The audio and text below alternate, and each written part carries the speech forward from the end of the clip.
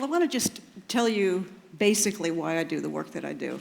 And for 20 years, I worked for state and federal regulatory agencies as both a marine science tech and as a backcountry pilot in Alaska. And as a woman back then, believe you me, this was challenging work, to say the least. But it was also very gratifying work. But here's what I saw happening.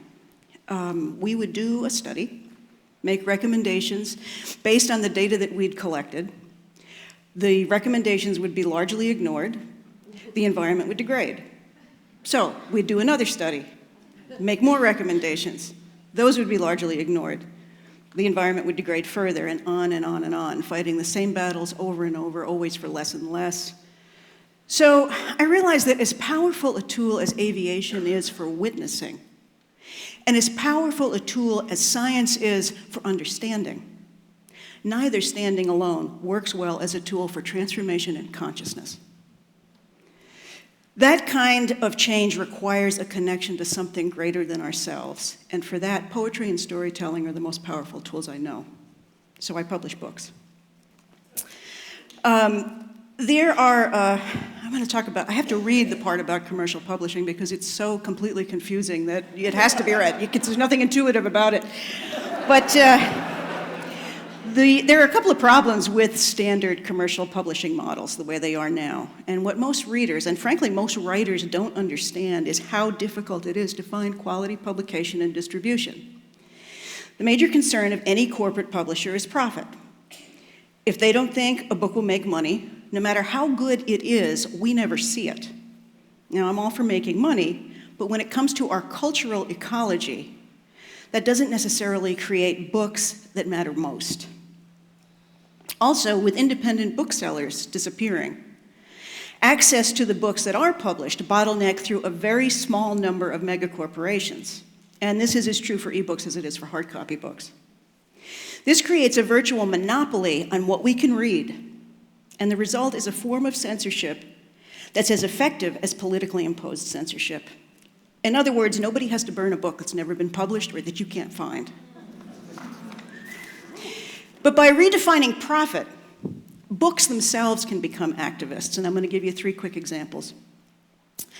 Several years ago, Jody Eliason of the Farmland Fund Trust and I created an anthology project called In Praise of Fertile Land. And this is a celebration of farms, farmers, and food. I published the book. The finished book was then gifted to the Farmland Fund, who sold it through PCC. The profits from the book were instrumental in saving a farm whose produce does feed Seattle. So if you've bought any local produce at PCC lately, you've probably eaten one of our books. The next book in this series, by the way, is In Praise of Trees and Forests. And at the invitation of my co-editor, Nalini Nadkarni, who will be speaking later, this anthology will debut at the United Nations in 2011 as part of the UN's International Year of the Forest. I also had the honor of publishing Beloved Community, the Sisterhood of Homeless Women in Poetry, for the beautiful women of Wheel. And Wheel is an organizing effort of homeless and formerly homeless women. And I'll tell you that the poetry they created for this book is as fine as anything being published in American Letters today. Again, we gifted the finished books to Wheel, and sales provided an earned income stream for their organization. But most important, after you read this book, the homeless disappear. And in their place are our sisters, our mothers, our brothers, ourselves.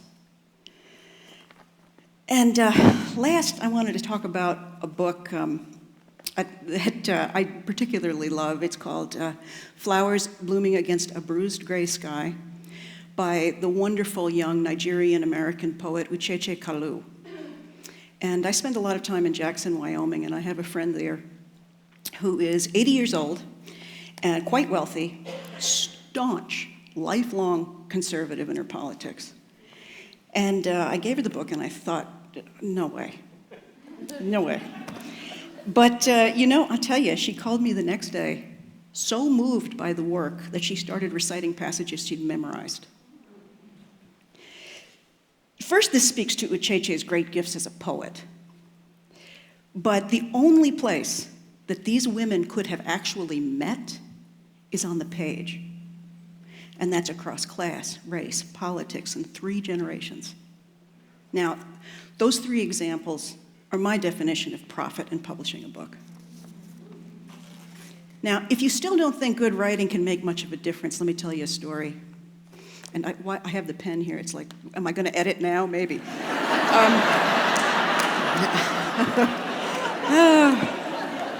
It could have. It's been known to happen. So, sometimes on hearing my name, people ask me if I'm Brazilian. And I never gave it much thought until a couple of years ago, I learned a new story about my grandfather.